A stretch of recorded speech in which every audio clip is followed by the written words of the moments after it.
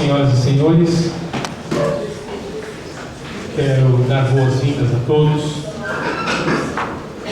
Agradeço inicialmente não só a presença de todos, mas principalmente a equipe aqui da Igreja Nossa Senhora do Brasil, a pessoa do Padre Miquelino, que nos cedeu o espaço e gentilmente também nos fez outros favores aqui para receber o Monsenhor.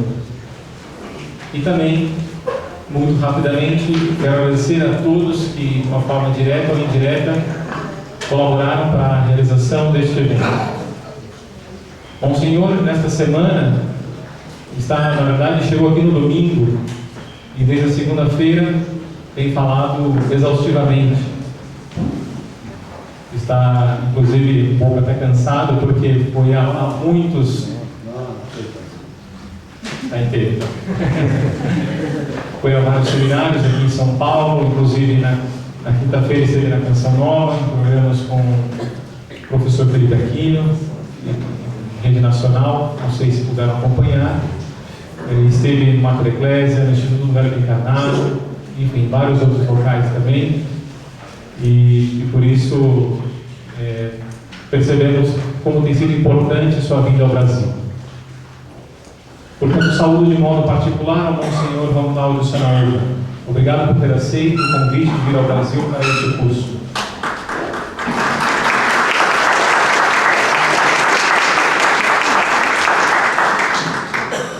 Monsenhor Sanaúba está no Brasil com um objetivo muito claro.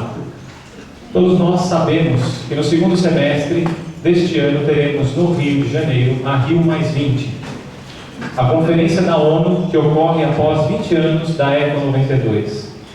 Com certeza todos nós ouviremos a exaustão palavras de comando como desenvolvimento sustentável e sustentabilidade. Tais palavras em si mesmas nada têm de ruins, pelo contrário. Quem seria insensato de achar que o desenvolvimento humano deve levar o mundo a um colapso natural? Entretanto, assim como diversos outros vocábulos, elas estão sendo esvaziadas de seus significados originais e preenchidas de forma altamente ideológica.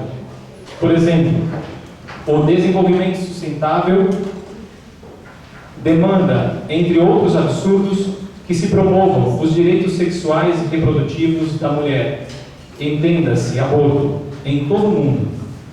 Pois o ser humano, sob a ótica ideológica e perversa do pessoal da ONU, é o inimigo número 1 de tal tipo de desenvolvimento.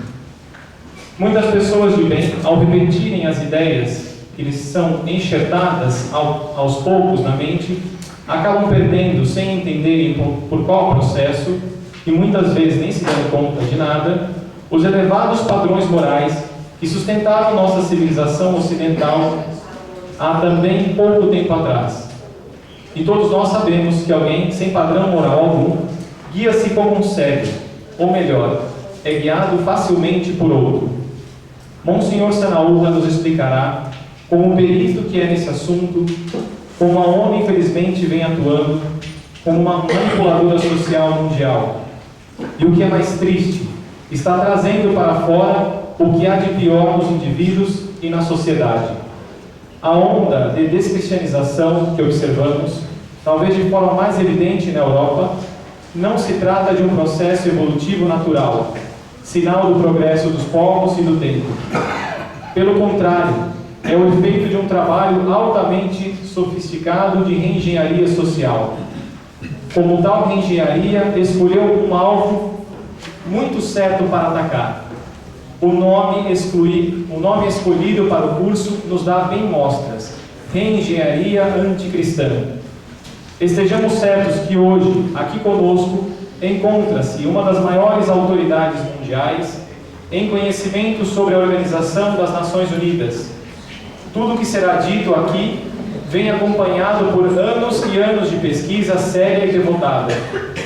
Desejamos a todos que as próximas horas possam ser bastante proveitosas. E também quero apenas, já ia me esquecendo de apresentar o Monsenhor, para aqueles que não o conhecem.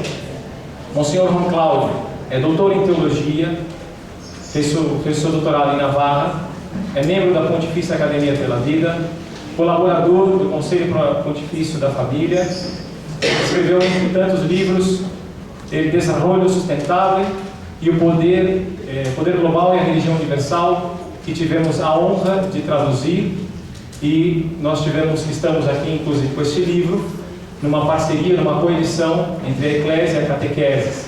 Então, eu também quero agora apresentar e passar a palavra ao Coronel Paz de Lira, que teve a honra também, e nossa honra, de prefaciar o livro do Monsenhor. Muito obrigado a todos.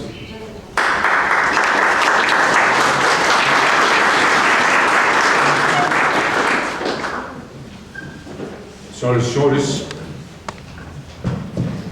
senhores, bom dia a todos. Bom dia, Monsenhor Sanaúca, bom dia, professor Felipe Neri, que é responsável pelo sucesso deste evento.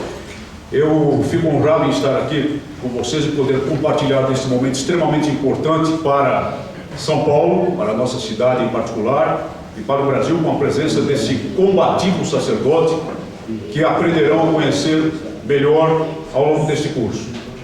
O curso de que falou o professor Felipe Neri, agora iniciado, pode-se considerar como baseado neste livro extremamente importante, extremamente poderoso em seus propósitos e efeitos, que é de autoria do próprio Monsenhor Sanaúca, que acaba de se publicar em português no Brasil sob o título Poder Global e Religião Universal.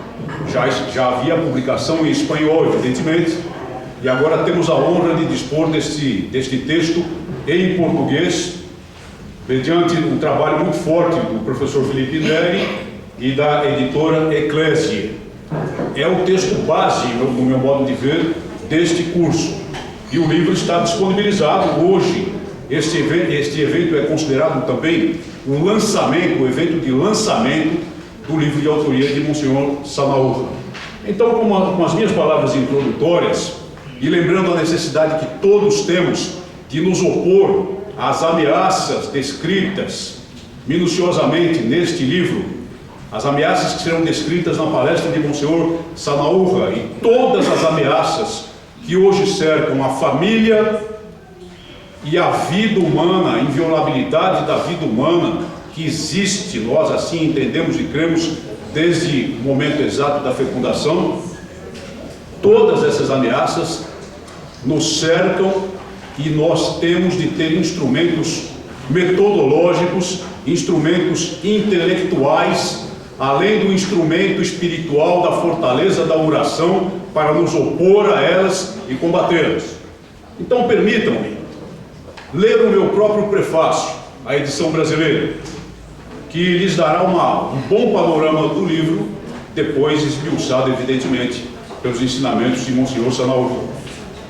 Então, no início do prefácio, eu apresento, lembro que eu conheci exatamente no segundo Congresso Internacional pela Verdade e pela Vida, que ocorreu no Mosteiro de São Bento em novembro do ano passado, com os auspícios da Human Life International. Falo da impressão que tive dele, que se configura como efetivamente comprovada no convívio que tivemos nos últimos dias, e digo o seguinte: mas é preciso ler de ponta a ponta o precioso livro que me foi dado a prefaciar para avaliar melhor o grau de fortaleza moral exigido do autor para dá-lo a público, a profusão, o enraizamento social metastático e o poderio político-econômico em escala planetária das entidades comprometidas com aquilo que Monsenhor Sanaúca, com aguda percepção, chama de nova ordem, são de pôr a tremer qualquer homem de pouco tutano. E o autor, perfeitamente ciente da força dos oponentes, enumera-os, nomina-os e desmascara-os, metódica e serenamente. Qual patologista social, expõe suas medonhas entranhas totalitárias, radiografa seu esqueleto calcificado de grosso dinheiro fomentador da cultura da morte, aponta-lhes a vocação invasiva, sistêmica, própria dos vírus patogênicos anticristãos. Monsenhor Sanaúca esclarece a respeito de um fenômeno pouco estudado, pobremente conhecido até agora. É o advento daquilo que ele denomina nova ordem mundial. e como superestrutura supostamente, eu friso, filosófica dela, de uma religião pretendida, uma religião que se quer nos foros internacionais, dita ecumênica, de caráter universal, totalmente fundada na concessão doutrinária, no relativismo ético, no sincretismo e em vagos conceitos que, na verdade, são utilizados como meras ideias: força, igualdade, solidariedade, justiça, paz, tolerância. Palavras muito bonitas que não passam de uma capa para aquilo que se pretende produzir, que é exatamente o fim da religião verdadeira: diversidade, pluralidade, a molde do que um personagem muito conhecido, um suposto teólogo católico, chamado Hans King, em sua faina de desmonte do verdadeiro catolicismo, qualificou de síntese superadora, entre aspas, expressão dele, por corolário supressor, é claro, das religiões, principalmente, naturalmente, da que diz professar, na autodeclarada qualidade de teólogo católico, aquela que, entre outras, na franca parceria com a malta de demolidores associados à nova ordem, o mesmo King e Boff, outro personagem muito conhecido e maléfico, qualificam de dogmática, rígida, anacrônica e antipopular. Assim eles chamam a religião católica: dogmática, rígida, anacrônica, antipopular. O oposto, segundo eles, do imanentismo panteísta da New Age, que está muito em moda, né? E de sua desejada ética planetária, que supostamente teria o condão de conduzir a humanidade à cultura mundial de paz.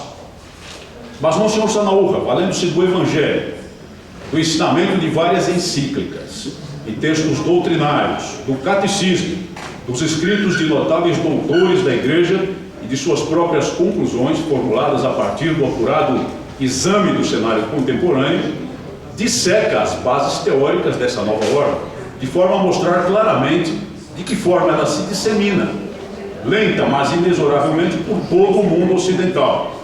Demonstra que a principal ferramenta desse contágio é a imposição da relatividade semântica. Peço sua atenção para essa expressão: relatividade semântica, cujo mecanismo social Scala, outro notável combatente católico, Jorge Scala, argentino também, como Monsenhor Sanaúja, em sua notável obra Ideologia de Gênero, o neototalitarismo e a morte da família, desnudou ao pormenorizar as duas etapas do processo, que em síntese corresponde a uma lavagem cerebral. Mudança subliminar do sentido real da palavra talismã por ação da mídia de massa, das artes cênicas e dos grupos de pressão. Instilação do novo sentido sob a égide de direitos humanos ou da modernidade do politicamente correto, entre aspas, por intermédio da educação formal, especialmente a fundamental, portanto atingindo as nossas crianças nos campos escolares. Isso é extremamente grave. E a partir daí, eu cito agora um trecho do livro, esse livro que irão ler, de Monsenhor Sanaúja. Estamos em meio a uma batalha da qual uma das frentes mais importantes é a semântica. Por exemplo, temos visto que o termo paternidade responsável, na boca de um político, segundo os códigos universalizados pelas Nações Unidas, não terá o mesmo significado contido nos documentos da Igreja. No linguajar de alguns parlamentares, poderia significar, segundo as circunstâncias, desde a distribuição maciça de contraceptivos até mesmo a intenção oculta de promover o aborto. O mesmo se poderia dizer da expressão violência contra a mulher, ou mesmo do termo tortura, palavras que o comum das pessoas nem imagina que possam esconder uma referência ao suposto direito ao aborto e outras aberrações. Até aqui se tem um trecho do próprio livro. E sigo com o prefácio. Portanto, adverte o autor, quando os textos de entidades associadas à nova ordem, sob os auspícios da Organização das Nações Unidas, ONU, ou os comitês engajados da própria ONU, falam hoje de famílias, no plural, e não por acaso, não se referem necessariamente a agrupamentos humanos constituídos originariamente pela união indissolúvel, fundada no casamento entre uma mulher e um homem, frutificada e ampliada pelos filhos gerados nessa sagrada unificação de vidas e corpos. A palavra família, nos círculos da Revolução Cultural, pode referir-se a todo tipo de parceria justificado pelo relativismo moral. Essa palavra, outrora cristalina em seu significado social, passa a significar qualquer agrupamento cuja única razão de ser seja a coabitação sexual, qualquer que seja a sua modalidade, pois todas passam a ser consideradas normais. E aí, evidentemente, as chamadas uniões homossexuais e a defesa da união civil homossexual, do casamento gay, etc. Atrevo-me aqui a extrapolar talvez um mandato de prefaciador para agregar algo à obra comentada, lembrando Orwell. De fato, as técnicas de imposição da relatividade semântica entroncam com a disciplina do duplo pensar e a construção da novilíngua, literariamente idealizadas pelo genial, se bem que efêmero britânico, em sua obra de ficção ou de profecia, Política, 1984. Um sumário do esquema mental do duplo pensar na sociedade dominada com mão de ferro pelo grande irmão, uma tradução adaptada à minha, é o seguinte: duplo pensar é a habilidade que alguém tem de reter na mente ao mesmo tempo dois conceitos absolutamente contraditórios e aceitá-los, ambos, como verdadeiros. Dizer coisas que sabem serem mentiras e ao mesmo tempo nelas crer firmemente. É um trechinho de Orwell que eu cito aqui e que podem testemunhar na imposição que está nos fazendo o atual poder político do nosso país e em várias partes do mundo. Uma vez logrado esse dispositivo mental, por intermédio da contínua exercitação, toda e qualquer palavra pode ter, para os manipuladores, o significado que queiram, ainda que antípoda à acepção corrente da palavra ou da expressão. Portanto, na novilíngua da Revolução Cultural, a expressão direito à vida, aplicada à tese feminista do empoderamento da mulher, pode, sem problema algum, significar direito à morte. Morte de quem? De um ser humano que se desenvolve no ventre materno. Nesse diapasão, Monsenhor Sanaúva esclarece os pontos-chave da nova sociedade que se pretende impor ao mundo: o reconhecimento jurídico e social do homossexualismo, o direito ao matrimônio de pares homossexuais, o direito de adoção por parte de tais agrupamentos, a afirmação do aborto a título de direito humano reprodutivo da mulher, a ideologia de gênero. E para contestar tudo isso, a nova religião mundial anticristã, sincrética, niveladora e panteísta. Uma religião que nega o primado do ser humano como ente criado por Deus para administrar prudentemente as riquezas da terra. E o qualifica, nas palavras de Boff, como parasita, devastador e merecedor de extinção, para que sobreviva Gaia, a grande divindade animista, cujo culto deve substituir o do Salvador. A bandeira da salvação do planeta, lastreada nos princípios da Carta da Terra, naturalmente tem o controle populacional dos países periféricos como um de seus alvos. Afinal, por que permitir a proliferação dos assim ditos parasitas, os seres humanos, na acepção de Boff?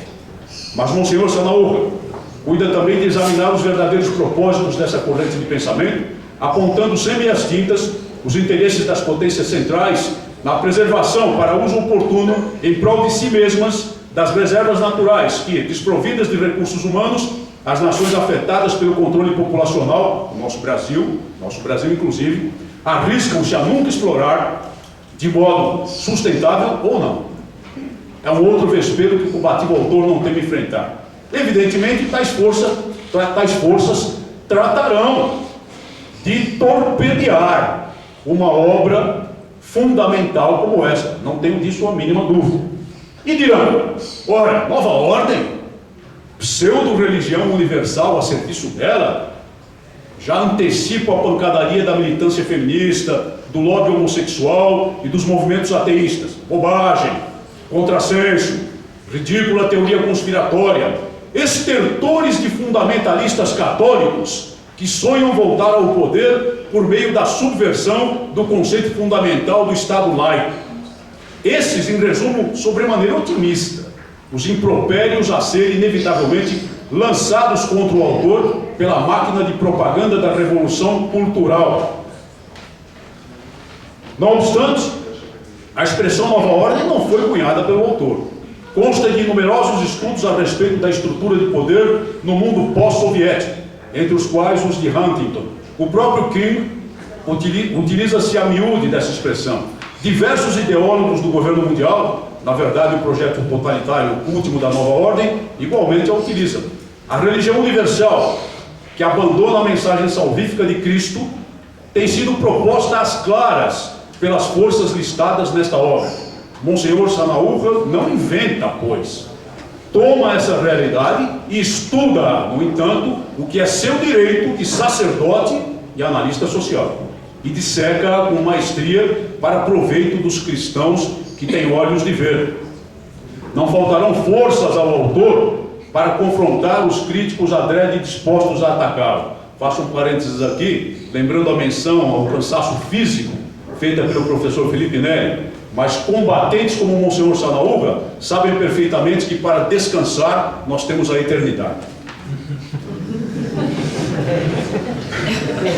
Como afirma na conclusão da obra, eu tomo a liberdade de assim chamar um capítulo intitulado Recuperar a Identidade Católica, até mesmo os leitores que encontrarem nesta obra conhecimento e esteio para o bom combate poderão considerá-la desesperançada, negativa ou pessimista, mas devem recordar-se de que, no esforço, que é dever de todo católico, para a transformação cristã da realidade que nos assola, pede-nos o Senhor, muito mais do que vitórias, a luta constante.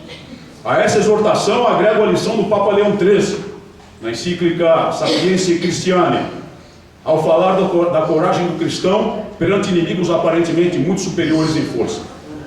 Muito frequentemente, por tal exposição de coragem, os inimigos perdem o ânimo e seus projetos são derrotados. Os cristãos são, acima de tudo, nascidos para o combate. Quanto maior a sua disposição para a luta, mais assegurado, com a ajuda de Deus, o triunfo. Palavras do Papa Leão XIII. Portanto, ao apresentar sobremaneira honrado este modesto prefácio, afirmo que a obra de Monsenhor Sanaúja, e boa hora oferecida aos brasileiros no idioma pátrio, deve ser recebida pelos católicos como um verdadeiro manual de resistência contra o relativismo, contra a revolução cultural, contra o materialismo, contra o perigo de desumanização contido na dessacralização da vida humana. Sempre digo, meus amigos, que a oração deve seguir-se à ação. O notável varão de Cristo, Monsenhor Sanaúja, nos dá disso testemunho e verdadeiro exemplo. Obrigado.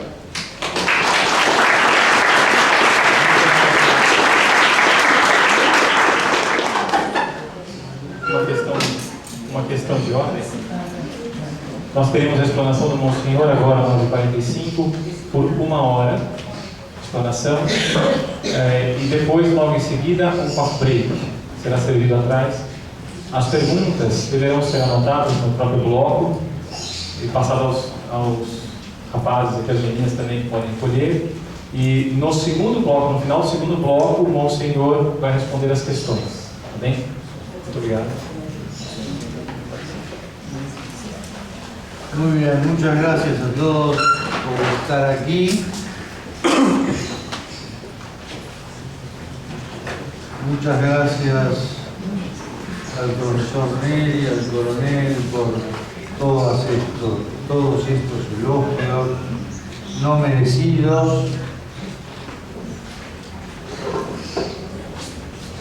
La verdad, si ustedes quieren este día de hoy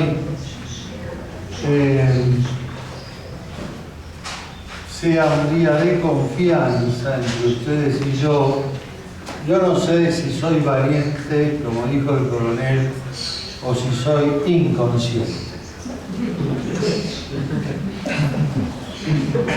Todavía no lo sé. Pero bueno. Bien, vamos a ver cómo están planteadas las cosas en el ámbito internacional, de los organismos internacionales, y cómo eso influye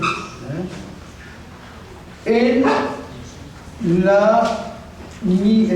el mismo contenido de la revelación cristiana, y en general cómo influye en el seno y en el bagaje doctrinal de todas las religiones que los mismos organismos internacionales llaman religiones fundamentalistas porque están basadas en verdades inmutables.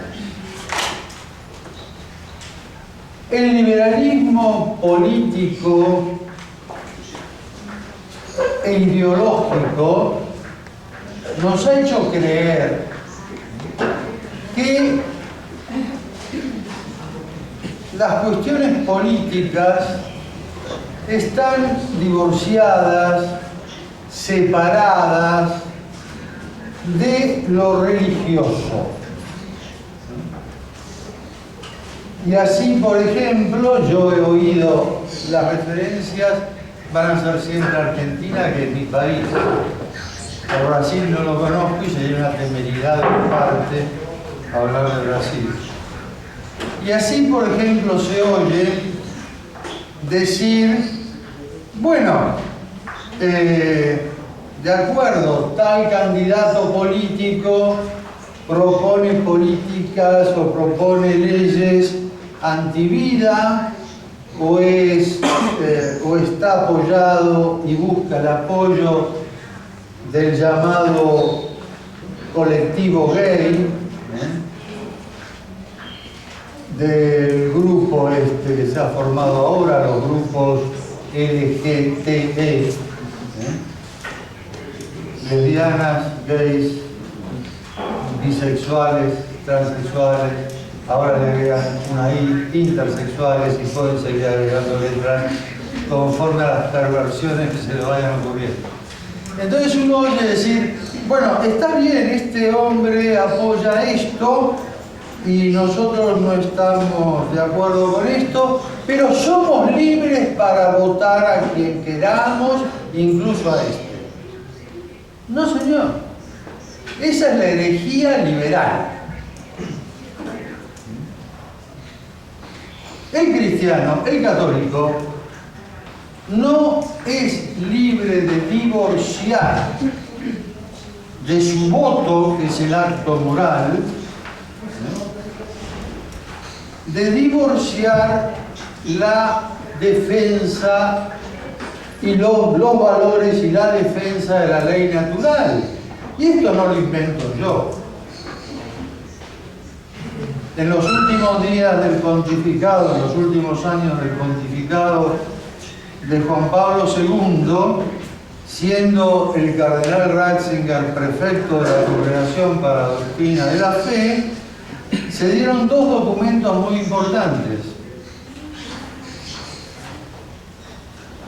La actitud de los católicos en la vida política y la actitud que debían tomar los legisladores ante los proyectos de ley de uniones homosexuales. Esa doctrina no es teórica, esa doctrina es para aplicarla. Un cristiano no puede dar su voto, moralmente hablando, por poder se puede todo. No debe dar su voto, moralmente hablando, a ciertos partidos, a ciertos candidatos, y un legislador no puede apoyar ciertas leyes en el Parlamento. No solo los proyectos de uniones homosexuales, sino los proyectos de aborto, de anticoncepción, ciertos proyectos de educación sexual para menores, en los colegios, universidades, etc. Entonces, primera cuestión. Las políticas generadas por los organismos internacionales influyen, y cada vez influyen más, en los contenidos de todas las creencias religiosas. Y van directamente con, diría yo, y es lo que trato de demostrar, contra el cristianismo y especialmente dentro del cristianismo contra la Iglesia Católica. ¿Y cómo se va gestando esto? Existe